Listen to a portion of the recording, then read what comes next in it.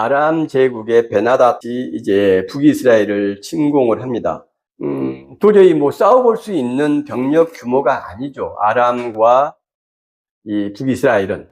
그런데 이 한 선지자가 나타나서 하나님께서 이 전쟁을 이기게 해주실 것이다. 장관들, 고관들의 청년들을 통해서 부대를 만들고 그 부대 맨 앞에서 아합 왕 당신이 지휘를 해서 쳐들어가면은 저 아람 왕 베나닷의 군대를 이길 수 있을 겁니다. 이렇게 이야기를 해요. 그래서 아합이 귀족들의 자녀들로 이루어진 부대를 만들고 자기가 맨 앞에 서서 돌격을 합니다. 그리고 아람 왕 베나닷을 대파한 내용이 나옵니다. 설선수범이죠. 노블리스 오블리주라는 말도 있죠.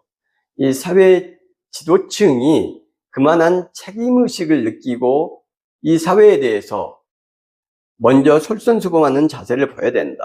헌신해야 된다라는 것들을 강조하는 이야기라고 할 수 있습니다. 성경에서는 이렇게 지도자의 헌신과 봉사, 공동체를 향한 수고와 노력들을 굉장히 강조하고 있습니다. 민수기 3장에 보면은 성막을 짓죠. 그런데 그 성막에는 하나님의 임재가 있는 곳 아니겠습니까? 미식함. 하나님을 진노하신 하나님으로 당시 사람들은 생각을 했죠. 그래서 그 하나님의 진노가 백성들에게 바로 덮치지 않게 하기 위해서 미식한 성막과 백성들의 텐트 사이에 레위 지파의 텐트들이 중간에 위치합니다.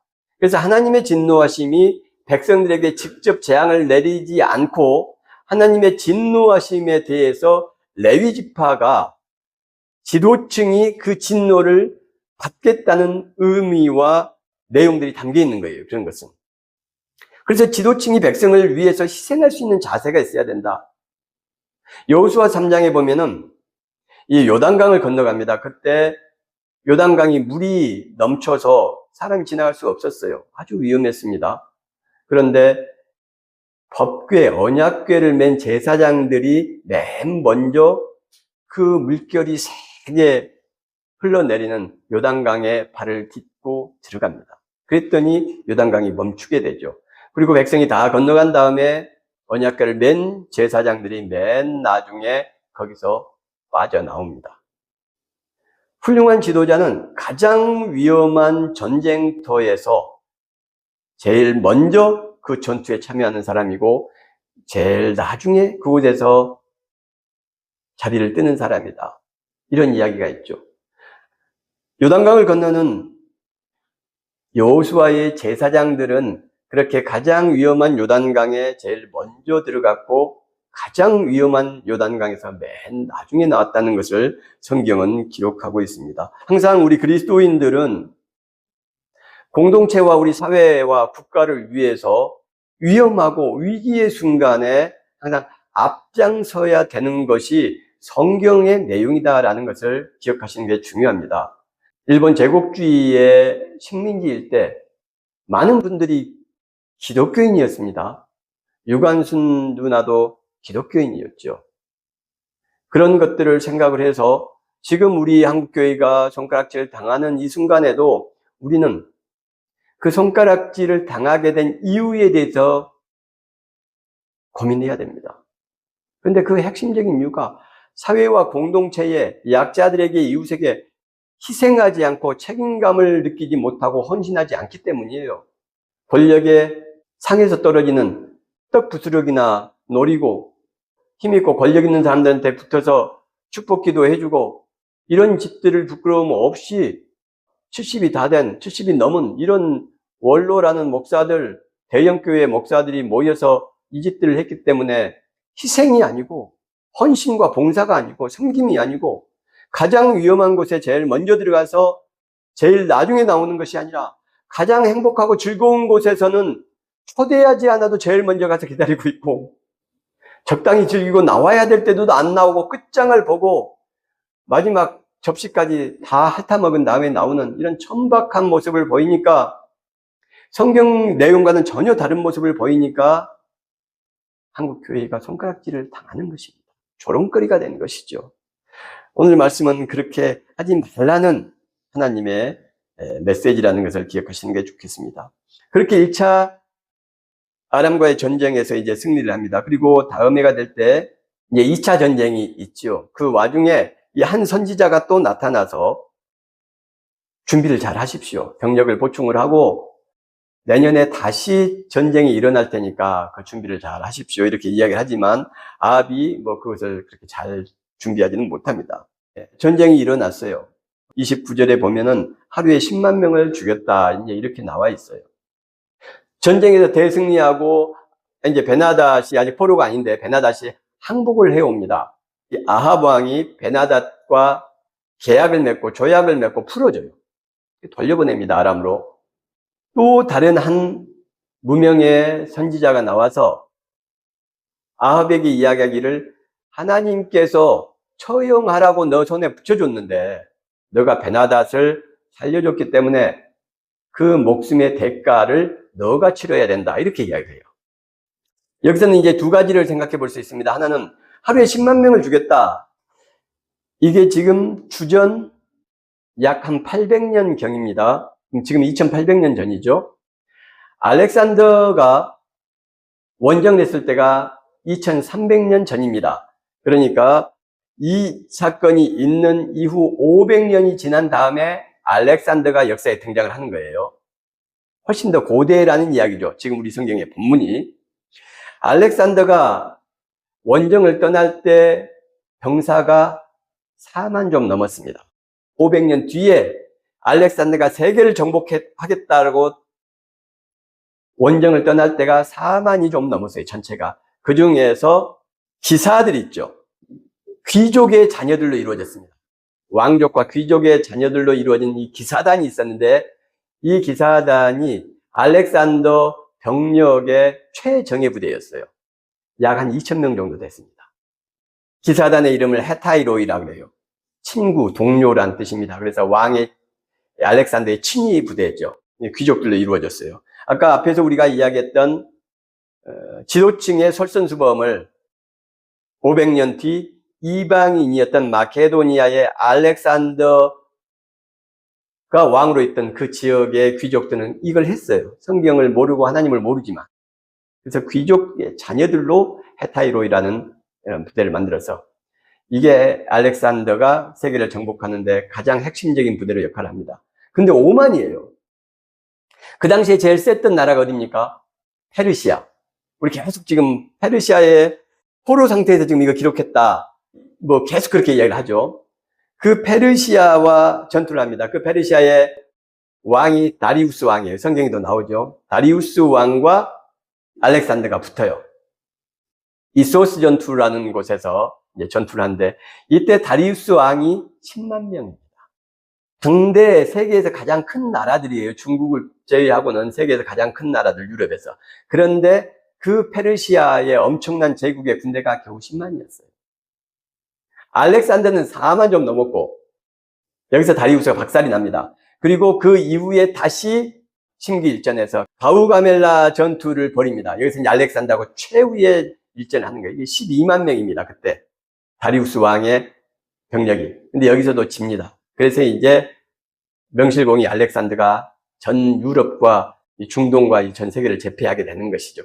그렇게 엄청난 제국의 엄청난 대군이었지만 12만 명. 그런데 그거보다도 500년 전에 조그만 이스라엘, 그 중에서도 북쪽만 있는 이스라엘에서 아람 군대를 하루에 10만 명을 죽였다. 그건 사실에 근거한 내용이 아닙니다. 늘 이야기했지만 이런 식으로 찾기 시작하면은 오늘 우리 이 20장, 21장, 22장에만 해서도 역사적 또는 과학적 진실이 아닌 걸 굳이 구별해서 찾아내면은 수십 개가 나옵니다.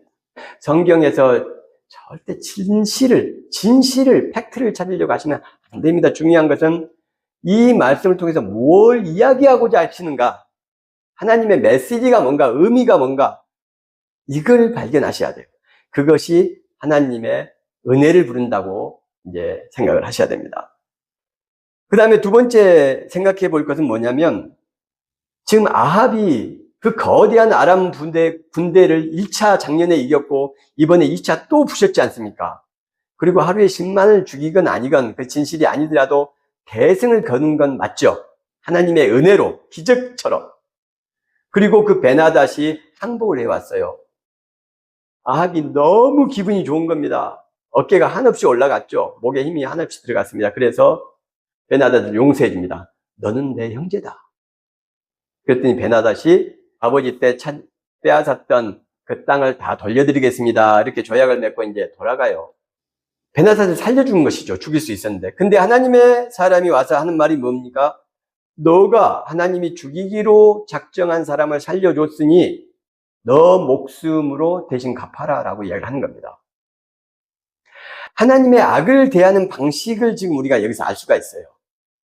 우리 기독교인들이 여차하면 아합처럼 행동을 합니다. 은혜로 사랑으로 덮고 갑시다. 하나님께서 우리를 도우셔서 이렇게 대승을 하게 해줬는데 살려줍시다. 은혜 베풉시다.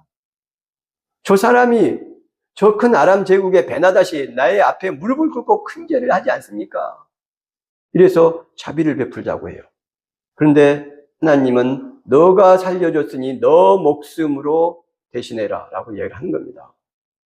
회개하지 않는 악에 대해서 성경은 용서를 말하지 않습니다. 하나님 용서하지 않아요. 우리가 하나님의 뜻과 공의를 마음대로 훼손하고 있는 겁니다. 하나님의 뜻을 우리 그리스도인들이 파기하고 있는 거예요.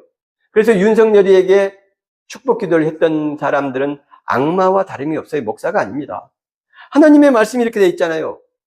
윤석열 3년에 의해서 대한민국에 저질러졌던 그 폭력과 비민주적인 행태와 그 가운데 자결을 하고 고통을 받았던 그 모든 고통은 누가 받게 되느냐?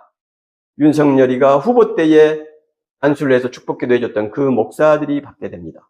이 성경에 의하면 그렇다는 거예요. 그리고 저는 실제로도 그럴 것이라고 확신합니다. 그것이 하나님이 악을 다루는 방식이기 때문이에요. 마태복음 23장에 보면 25장이죠. 양과 염소 비유.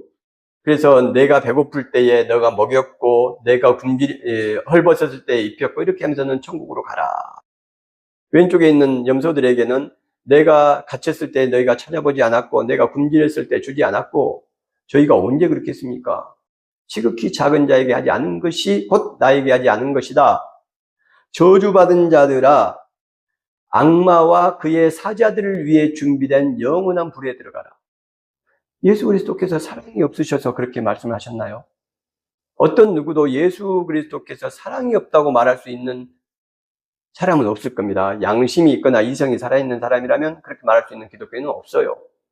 그런데 그 예수께서 그 염소들에게 단지 가난한 약자들, 지극히 작은 자에게 관심을 두지 않고 그들의 굶주림을 못 본 척했다는 이유만으로 마귀와 사자들을 위해서 준비한, 마귀의 악귀들을 위해서 준비한 그 영원한 불에 들어가라.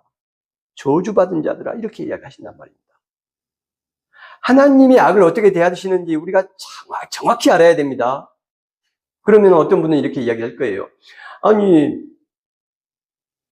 예수님께서 수제자 베드로에게, 베드로가 주님, 형제가 저에게 잘못하면 7번이라도 용서할까요? 그랬더니 70번씩 7번이라도 용서해야 된다라고 말하지 않았습니까? 이렇게 이야기를 한 겁니다.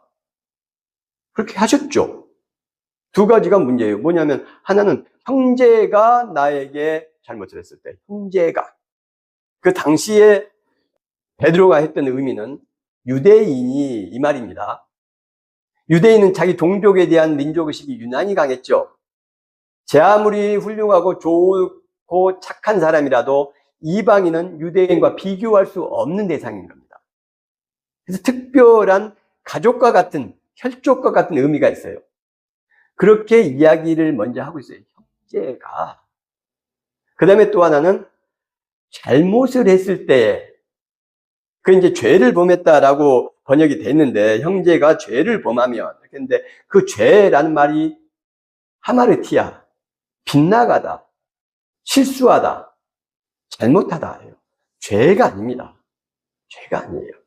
그러니까 이런 것들의 의미를 그 당시 예수님과 베드로의 이야기 속에서 앞뒤 문맥을 따져서 정확하게 짚어야 되는 거예요.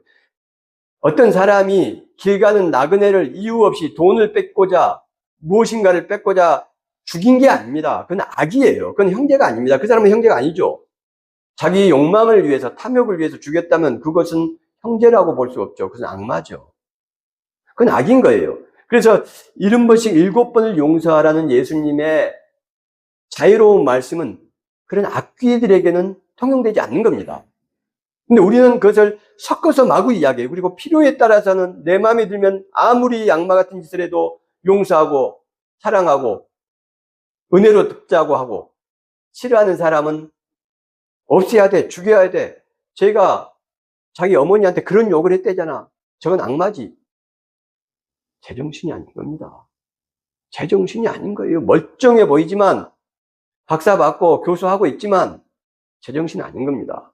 우리 그리스도인들이 하나님이 주신 누스, 이 이성과 사유의 능력을 가지고 왜 그런 정신 나간 악귀의 삶을 살아야 되는지 생각해야 됩니다.